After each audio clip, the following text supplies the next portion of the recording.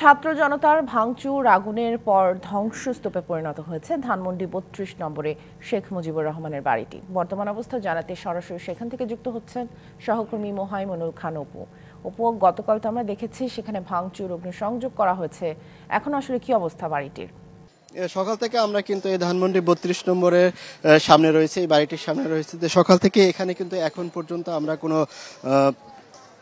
Bulldozer, crane বা অন্য কোনো কিছু আমরা এখানে দেখতে পাইনি। সকাল থেকে কিন্তু এখানে কোনো যে বাড়িটির যে ভাঙা হচ্ছিল সেই দৃশ্য কিন্তু এখানে নেই। তবে এখানে উৎসুক জনতা যারা রয়েছেন তারা কিন্তু সকাল থেকে এখানে রয়েছেন, তারা ছবি তুলছেন।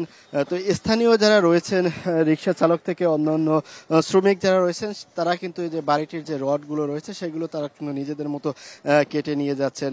এবং এখানে যারা জনতা রয়েছেন তারা এই বাড়িটির ছবি স্মৃতি হিসেবে তুলে রাখার জন্য মুঠোফোনে ধারণ করছেন।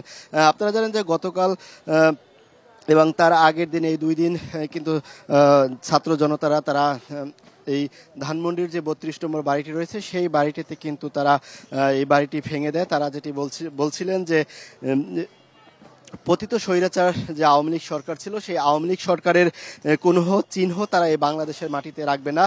যেহেতু জুলাই আগস্ট অভ্যুত্থানে যে সকল মানুষ শহীদ হয়েছেন তাদের কিন্তু এখন পর্যন্ত কোনো বিচারের আওতায় আনা হয়নি।